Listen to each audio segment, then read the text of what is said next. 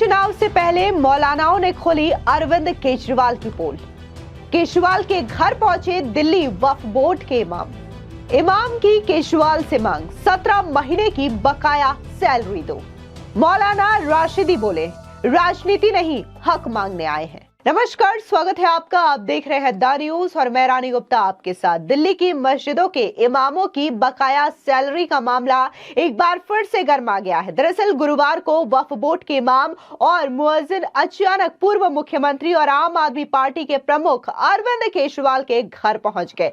सुरक्षा बलों ने उन्हें अंदर जाने से रोक दिया। यहाँ पर इमामों का ये कहना है कि वे केजरीवाल से मुलाकात करने के लिए पहुंचे, लेकिन उन्हें इसका समय नहीं दिया गया। इमामों का आरोप है कि पिछले 17 महीनों से उनकी सैलरी रोक दी गई है, यानी कि 17 महीनों से इन इमामों की सैलरी नहीं मिली है। लेकिन वहीं दूसरी ओर अरविंद केजरीवाल की सरकार पर अब हिंदू विरोधी और तुष्टीकरण की राजनीति करने का आरोप लगाया जा रहा है। दरअसल हो कुछ यूं रहा है कि जहां पर अरविंद केजरीवाल इमामों को सैलरी दे रहे हैं, तो वही सवाल यह उठ रहा है कि मंदिर के पुजारियों को अरविंद केजरीवाल सैलरी क्यों नहीं दे रहे? क्यों मंदिर के पुजारियों को बेसिक सुविधाएं नहीं दी जा रही? दिल्ली सरकार की ओर से जो सुविधाएं इमामों को दी जाती है, और सीधे तौर पर अब अरविंद केजरीवाल के खिलाफ ये आरोप लग रहे हैं कि अरविंद केजरीवाल सिर्फ इमामों का ख्याल करते हैं, हिंदू पुजारियों का ध्यान नहीं देते, सिर्फ और सिर्फ अपने वोट बैंक को बढ़ाने के लिए, अपनी तुष्टीकरण की राजनीति को चमकाने के लिए। इतना ही नहीं, अरविंद केजरीवाल और आम आदमी पार्टी की सरकार पर हिंदू विरोधी होने का भी आरोप लग रहा है। दरअसल आपको बता दें कि मुस्लिम धर्म गुरु और ऑल इंडिया इमाम एसोसिएशन के मौलाना साजिद रशीदी के नेतृत्व में कई इमाम अरविंद केजरीवाल के घर पहुंचे। उन्होंने कहा कि पिछले 17 महीने से 250 इमाम और मुअज्जिनों की वेतन नहीं मिली है। उन्होंने बताया कि वो इस मामले में सीएम आतिशी और एलजीबी सक्सेना से भी मुलाकात कर चुके हैं, लेकिन उन्हें केवल आश्वासन मिला है, अभी तक उन्हें सैलरी नहीं दी गई है। साथ ही राशिदी ने आगे ये भी कहा कि वो राजनीति करने नहीं बल्कि अपना हक मांगने आए हैं। हालांकि अरविंद केजरीवाल की ओर से उन्हें शनिवार शाम 5 बजे मिलने का समय दिया गया है। राशिदी ने आगे यह भी बताया कि केजरीवाल की टीम उन्हें परसों मुलाकात के लिए बुला रही है। सुनिए राशिदी का ये बयान। महीने की सैलरी रुकी है, हम 17 महीने की सैलरी की डिमांड लेकर आए हैं कि हमारी 17 महीने की सैलरी दे दो, क्योंकि जितने इमाम हैं, करीब 250 इमाम, ये सारे के सारे परेशान हैं।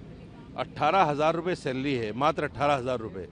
यानी इनका जो मजदूर है दिल्ली सरकार का, उसको ये लोग 21,000 कुछ देते हैं, और इमाम की सैलरी सिर्फ 18,000 है, और वो 18,000 भी 17 महीने से रुकी है। अब बताइए, हमारे भी बच्चे हैं, लालन पोषण है, स्कूल की फीस है, कमरे का किराया, बहुत कुछ है, सारी चीज़ें हैं, लेकिन ये लोग सोचते नहीं इस बात को।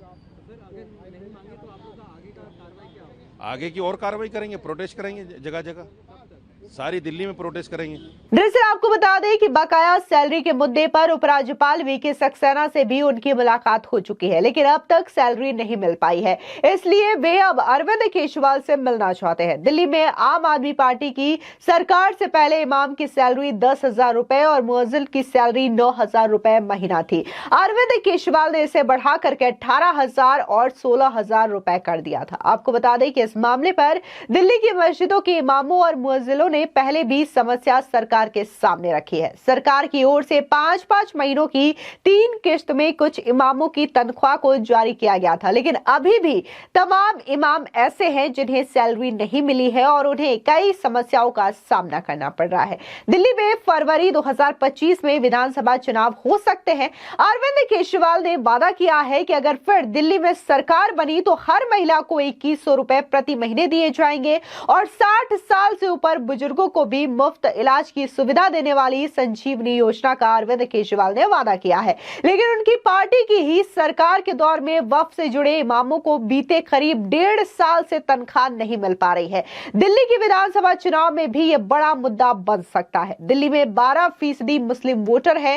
सीलमपुर, ओखला, जंगपुरा और मटिया महल सीटों पर मुस्लिम वोटर हार जीत भी तय कर सकते हैं।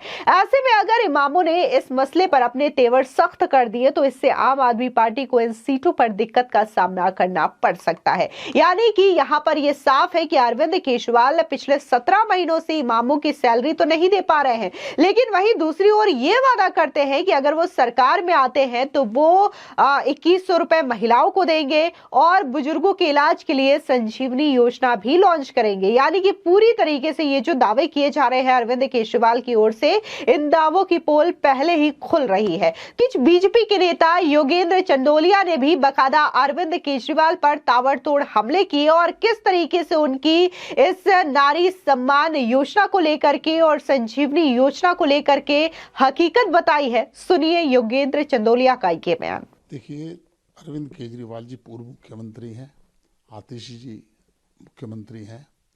इन दोनों ने जिस प्रकार से महिलाओं को गुमराह करने का प्रयास किया है और उन्हीं की सरकार के एक women and child welfare ministry के वहाँ से अखबार में विज्ञापन आता है, लाखों रुपए विज्ञापन खर्च किए गए हैं कि जिसमें कहा गया है कि यह धोखाधड़ी है। कोई भी व्यक्ति, कोई भी महिला और पुरुष, संजीवनी के बारे में भी कहा गया है जिसकी वो बड़ी अच्छी योजना बता रहे हैं। वो इन दोनों के ऊपर दिल्ली सरकार के अधिकारियों का मत ये है कि ये गैर योजना इनकी है। 1000 का कैबिनेट ने पास किया था इनका। 1000 रुपया कैबिनेट के पास करने के बाद 2100 रुपये के फार्म आपने जगह जगह दुकानों पर काउंटर खोल दिए हैं और महिलाएं परेशान घूम रही हैं। महिलाओं के मन में ये बात तो निश्चित है कि पता नहीं मिलेंगे या नहीं मिलेंगे, लेकिन भरने में क्या जाता है। उनके सारे डाटा, उनके आधार कार्ड, उनके आई कार्ड, उनके बैंक अकाउंट, ये सारे के सारे ये लिए जा रहे हैं और ये बहुत ही गलत काम अरविंद केजरीवाल कर रहे हैं। पहले उसको अपनी कैबिनेट के अंदर पास करवाते और उसके बाद उस काम को करते, और यह कर वो लोगों को मिसगाइड करने का काम कर रहे हैं। वहीं दूसरी ओर मुसलमानों की बात करने वाली एआईएमआईएम के अध्यक्ष और सांसद असदुद्दीन ओवैसी ने भी दिल्ली की विधानसभा चुनाव में 10 सीट पर प्रत्याशी उतारने का फैसला पहले ही कर दिया है। उन्होंने दिल्ली दंगों के आरोपी और आम आदमी पार्टी के पूर्व पार्षद ताहिर हुसैन को टिकट देने का ऐलान कर दिया है। इसके अलावा ओवैसी की पार्टी दिल्ली दंगों के एक और आरोपी शाहरुख पठान को भी दिल्ली विधानसभा चुनाव के लिए टिकट दे सकती है। वहीं अरविंद केजरीवाल को लगातार बीजेपी और कांग्रेस भी घेर रही है। दोनों पार्टियों ने भ्रष्टाचार और महिला सम्मान योजना के मुद्दे भी उठाए हैं, जिससे अरविंद केजरीवाल बुरी तरीके से घिरते हुए दिखाई दे रहे हैं। क्योंकि अरविंद केजरीवाल 2100 रुपए का दावा तो कर रहे हैं, लेकिन इस दावों की आड़ में वो कई सारे ऐसे रिकॉर्ड बना रहे हैं जिससे कि महिलाओं के नंबर लिए जा सके, उनके एड्रेस लिए जा सके और उनके पर्सनल डिटेल्स भी लिए जा सके। और इस बीच बकायदा दिल्ली सरकार की ओर से ये बातें कही गई है कि दिल्ली में ना ही महिला सम्मान नाम की कोई योजना है और ना ही संजीवनी योजना है, और ऐसे में कोई भी व्यक्ति अपने पर्सनल डिटेल्स किसी के साथ साझा ना करे क्योंकि इससे फ्रॉड हो सकता है। और इसको लेकर के बकायदा बीजेपी के सांसद बांसुरी स्वराज ने भी एक प्रेस कॉन्फ्रेंस की थी और इन्हीं बातों को दोहराया था कि कैसे अरविंद केजरीवाल पहले तो चुनावों में झूठे वादे करते थे, अब चुनावी वादों के नाम पर वो चुनावी छलावा भी कर रहे हैं। यानी कि पूरी तरीके से अरविंद केजरीवाल अपने दावों को लेकर के घिर रही है। तो वहीं दूसरी ओर अब अरविंद केजरीवाल की पार्टी को लेकर के तुष्टीकरण की राजनीति करने का भी आरोप लग रहा है और यह भी सवाल उठाए जा रहे हैं कि अगर मौलानाओं और इमामों को सैलरी दी जा रही है तो पुजारियों को सैलरी क्यों नहीं दी जा रही है आम आदमी पार्टी सरकार की ओर से। फिलहाल इस पूरी खबर को लेकर के आपकी क्या राय है, कमेंट सेक्शन में जरूर बताएं। धन्यवाद।